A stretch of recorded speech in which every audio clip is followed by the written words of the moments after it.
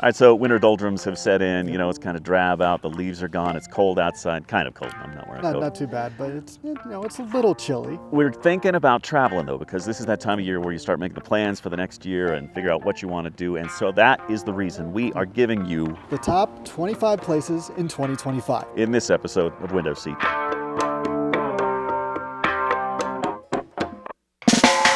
All right, so yeah, let's count them down. 25 places. That's a lot of travel. You don't have to hit all of them, of course, but these are some of our highlights. We're not going to do an alphabetical order this year like we usually do, but we're going to start in Helsinki, Finland. Just got back from Helsinki, Finland. It is beautiful, and it's great this time of year because it's cheap and the crowds aren't there. Obviously, it gets a little cold, and so if you're okay with that, you can get a great deal and you can really have the place to yourself. But it's perfect, it's great, it's healthy, the food is good, it's right on the Baltic, and there's a lot to do and see and explore. I love that little island that's just off the coast. What's the name of the island? Suomenlinna. Yeah, I can never pronounce those Finnish words, but believe me, it is cool. All right, next up on the list is the Atacama Desert of Chile. We just got back from there earlier this year, and it was super cool. It is the driest place on Earth. Yeah, this is one of the coolest places. It should be a bucket list item for most people. It's growing so much in tourism. It's a place that 10, 15 years from now, it's going to be near the top of everybody's list, period. So go before it really gets too crowded and too popular and it gets even more expensive than what it is. Word of warning, it can get a little cold there, so bundle up. It's one of the coolest night skies you'll ever see, and people go there just for that. Just so much cool stuff there, and it's just not like anything else you'll really see.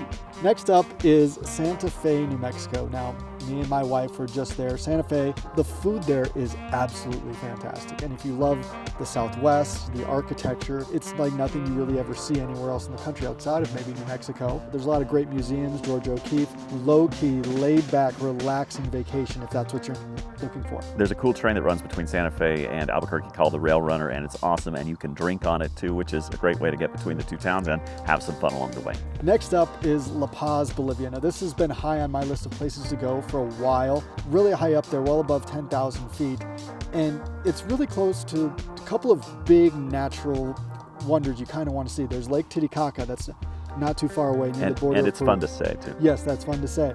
And it's the highest freshwater lake in the entire world, which and it's massive. So it's a very cool place to go see. Plus the Uyuni Salt Flats, which is down near the border of Chile. So it's a great place to see that. Plus it's an actual big city, a lot to see and do there. Obviously culture and food.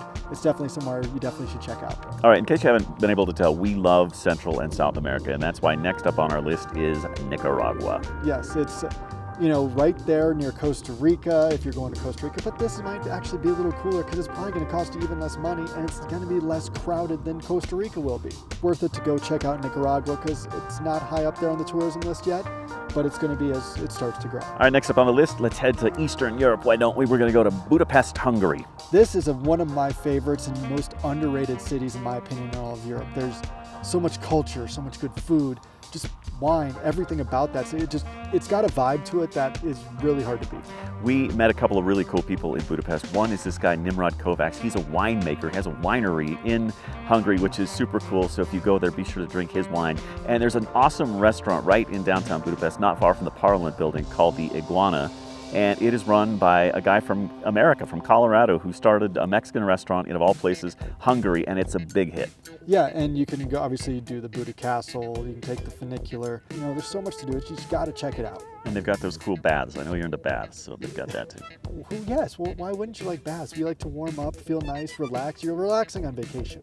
I'm more of a shower guy, but I got it. Yeah. All right, next let's go to Asia. I love Asia, and of all the places in Asia that are at the top of my list, Vietnam is right there. And so let's go to Ho Chi Minh City. An area that's growing in tourism. It definitely has its stigma from the war, but it's a really cool place to go check out. Here's the thing, they love Americans there. It's super cheap. The food is fantastic, and you're gonna love everything about this country. It is beautiful. The beaches, if you go to places like Da Nang, unbelievable. You're gonna want to check it out. And the hospitality is actually very good. And if you like cheap, this is super cheap. It's like Thailand, but cheaper. and doesn't feel as dirty. And staying in Asia, the next spot on our list is Hong Kong. You know, it's huge, it's amazing, and it's architectural wonder, and it's one of the top things you need to be doing if you're going to that part of the world. One thing you got to do in Hong Kong is get in a cab, go to the top of the hill, and you get this awesome view looking down above all the skyscrapers over the bay. It is super unreal. It's so high tech, and you know, the buildings light up with LED lights, and it just looks like the future. And there's no place like it. Let's stay in Asia. Let's go to Osaka, Japan. Loved it. Everything about it was great. And my favorite thing was going to a sumo wrestling tournament. It was super cool. These are the star athletes of Japan, and we got to see a tournament one day. We sat in. It was super cool. And these guys are artists. The way they flip and flop those bodies around, it's a sight to behold. Yes, that was one of the favorite things I think we've ever done on our travels. We just timed our trip right. We just happened to be there and got tickets in advance. But there is a lot more to Osaka than that. I mean, most people when they go to Kyoto, just nearby, and Kyoto's, you know, for all the cultural reasons. But Osaka, it's got a lot of great stuff. We went eating all our way through Osaka. It was wonderful food. I like the sushi. It's not your thing, but plenty of great things to see and do if you're in Osaka. And you know, it's an easy bullet train ride down from Tokyo if you're in Tokyo. So not hard to get to. Highly recommend. I don't know about you, but I hear the sound of music, and that means we are headed to the Austrian Alps. Yeah, Austrian Alps, but you know, there's a place that's right near the German border. It's Salzburg. It's like a postcard.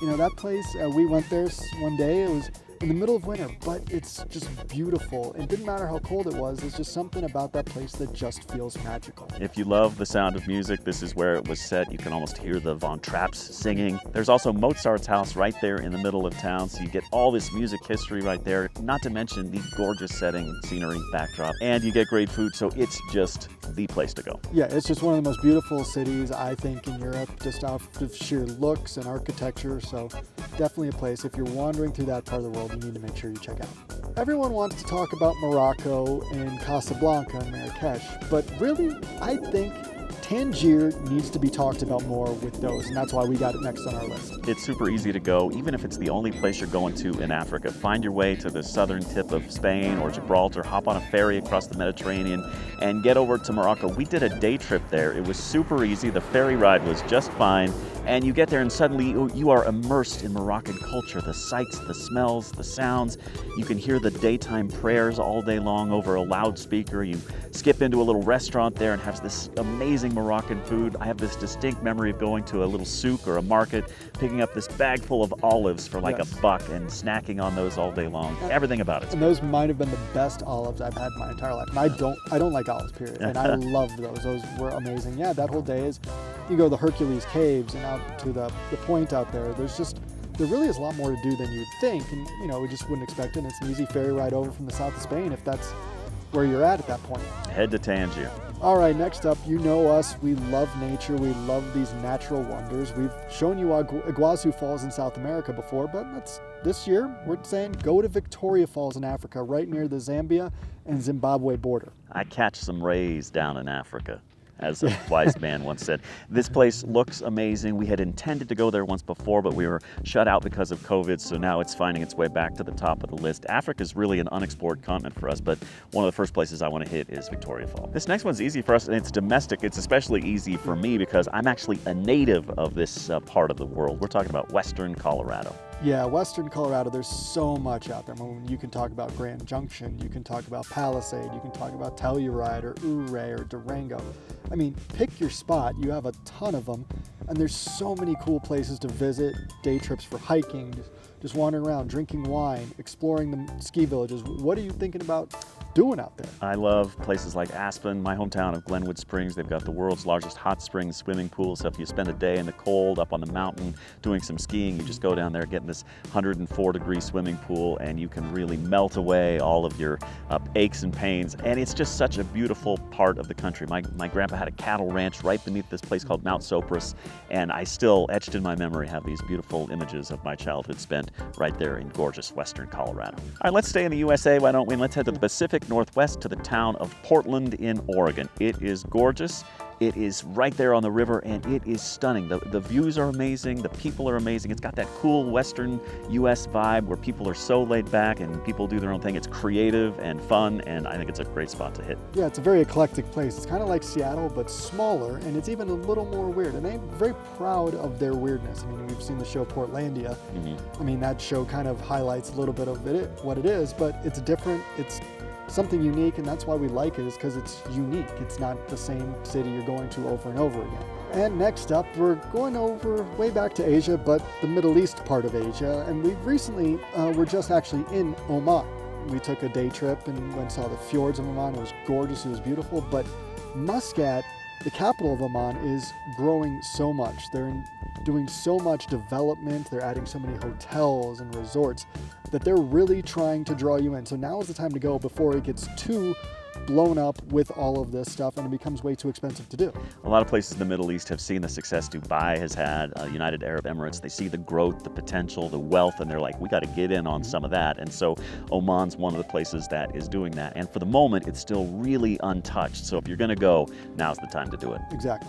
Next up, I really want to go to the untouched continent. I want to go to Antarctica. The problem is it's hard to get to, but I have plans. In fact, I was watching TV the other day with my wife. A commercial came on for one of those cruise lines that'll take you to Antarctica. And we said to each other, that is the trip we are going to take. Yeah, I've wanted to take that trip for a long time, discussed it with my family as well. It's like, it's just hard to do, but there's a lot more options now than there used to be. It seems like every day someone's developing a new route on a cruise ship or whatever to get there and to do these trips, because it is becoming such more of a popular destination now that people are making it more accessible. So definitely get on that road, because I know I really want to go and do that. Next up, let's go back to jolly old England and go see Bath in the United Kingdom.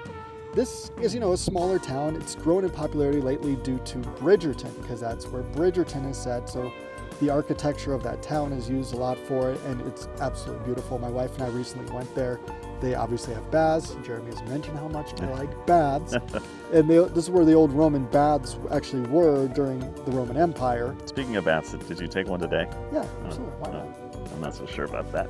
Thanks. Next up is a place I really desperately want to go. And it's all over my Instagram feed, and I've got to get there. It's not the easiest place to get to, but I'm going to, and that's the Faroe Islands. Faroe Islands, they're so far north, but they're part of Denmark, but they're beautiful. Yeah. Absolutely gorgeous. I mean, like he said, you see them on your Instagram feeds. I've seen them on mine. It's just every time you see it, like, damn, I want to go there, and I want to go there right now. They've got these rolling green hills where essentially you'll see like one house or one little store, and it seems so remote, so untouched. Next up, we're going to go down a little bit to another smaller but popular kind of place in Europe, and that's Bordeaux, France. Bordeaux, I mean, it's obviously known for its wine region. The town itself is actually pretty big, about 250,000 people. It's just very old, very classic. Once again, very great with the architecture, which I love that old French architecture.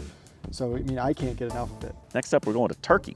Turkey, Cappadocia, Turkey. Probably another one you've seen all over your Instagram and your social media feeds. The big thing that everyone sees there and wants to do there is those balloons. That is the picture that everyone sees from Cappadocia, is the hot air balloons just floating up through the sky over the ancient, city, and it's a beautiful place. My wife has been begging me to go there for a very long time. This is one of those places that has blown up because of Instagram. So if you go there, you're definitely not going to be alone, but that's okay. There's a reason for that. Right, and you want to go places that are cool, but you want to get there before everybody else does. All right, let's go to the African continent. It's a place we have not spent a whole lot of time. Just been to a couple of countries, been to Morocco and Tunisia, but I really want to get down there and check out a place like Tanzania, because if you're going to take an African safari, Kenya, Tanzania, those are the places to do it. And also there's the added specter of Mount Kilimanjaro, which is right in that part of Africa. So a lot of people go, they try to summit Kilimanjaro. A lot of people do not make it to the top. But if you do or if you don't, one of the things that awaits you at the bottom is taking a safari in a place like Tanzania. Yeah, it's a wonderful thing. I've always wanted to take a real African safari, and that's, Tanzania would be a great place to do it. It's one of the places that you need to get to for those things, because it offers such a great view of wildlife that may not be as touched as maybe South Africa would be, so you get a little more of a real authentic feel to it. We're going to go to Lithuania now. I love Eastern Europe. I love that part of the northern part of the continent, the parts that get close to Russia that sort of have that hint of weirdness left over from the Cold War. I think it's super cool. We happened to be there when the world shut down at the beginning of the pandemic. We got this frightened phone call from my wife in the middle of the night saying, oh my gosh, the pandemic has shut the world down. The president says you have 48 hours to get home. So we were up in the middle of the night, booking panicked flights to get back home. And we didn't get the chance to really explore the place like I wish we would have, but the parts I saw were great. Yeah, the parts are fantastic. We spent a lot of time in Old Town Vilnius, which is very cool, very inexpensive. Once again, another inexpensive country in Eastern Europe. That's always a great thing to think about. And we checked out the Hill of Crosses, which I know you really enjoyed, which is something like I'd never seen before. It's one of the most religious places I feel like we've seen on earth due to all the sheer volume of crosses there. But just even driving through the countryside, it's a very beautiful place. Eastern Europe, I'm telling you, don't play it safe. Don't just go to Western Europe. Go to Eastern Europe because it is a treat and it's less expensive than Western Europe. So check it out. All right, and next up we have Armenia. Now, it's kind of like Europe because it's just over the edge into Asia, but it's not. I actually went there the year before the pandemic. Very beautiful. It's very untouched in a lot of ways. A lot of UNESCO sites that you can go see, and if you stay in Yerevan, which is the capital, there is more of a city vibe for sure. You can definitely do a lot more of the city stuff you want to see, but this is definitely a part of the world where you need to see the Caucasus Mountains, and near Armenia there's a beautiful view of them. They're massive. If you like, old history and like aircraft, the MiG's inventor is from Armenia, and they even have a special museum for him in Armenia as well. All right, next up, we're going to Italia, and we're going to go to Sicily. I got to tell you, I just rewatched White Lotus Season 2. I'd seen it once before, and then I just rewatched it, and it really lit the fire in me again to get to Sicily, to get into the shadow of Mount Etna and watch that volcano explode. It's so gorgeous in that part of the world. The food is amazing. The scenery is top-notch. The resorts are unreal. Yeah, and that's the place. It's Italy, but it's not all at the same time, so it's got a little bit of a different vibe to it, and it's very classic, and that's what I think I like most about traveling to some of these places, just the classic feel to it that you just don't get anywhere else. It makes you want to put on a slim suit, pop a cigarette in your mouth, and get on a Vespa and ride through those mountains. And man, I can almost taste the food at this very moment. I want to mange at this moment. And last up, it's another one of those spots that's popping up on your Instagram and social media feeds lately, Grindelwald, Switzerland. Now, obviously, we know about other places in Switzerland. We've been to Lucerne and Bern and Zurich. But Grindelwald is like this tiny little Swiss village. When you think Switzerland and the Alps and these tiny little villages with just beautiful nature and the Alps and mountains and everything around it that would just identify as a Swiss village, this is it. Everything about that place was pure, pristine, amazing, beautiful. It doesn't matter what part of that country you go to, you're in for a treat. They say that you can drink the water out of the streams and lakes because it's that pure. You don't even have to treat it. That gives you a sense of just how untouched Switzerland feels. Now, you might want to check that out with a doctor before you do that. I'm not a medical expert. I'm not sure I would do it, but they say you can. Yeah. So there you have it. That is our top 25 list of places to go in the year 2025. How many do you think you'll hit this year or will hit? If I get to 5 new ones, I'll be thrilled. Yeah, that'd be great. Hard to say which of those 5 it is, though, but man, we've got a pretty good list there, and I think we've got a lot to work with. Hope you like it, too. What did we leave off the list? What should we have included? Let us know in the comments below. We'd also love it if you would hit like and share so we can spread the word about traveling all over the country and all over the world. We're trying to get to all the countries on Earth. I'm at 76. Yep. And you're at 78. 78. So we got some work to do, but we're going to get there. There's like 197, but we're going to get there for sure. And if you could do us a big favor as well, subscribe so that you can help us spread the word about Window Seat. We're back with a brand new episode of Window Seat next Friday morning, 8 a.m. Eastern. In the meantime, please enjoy one of these other episodes from Window Seat.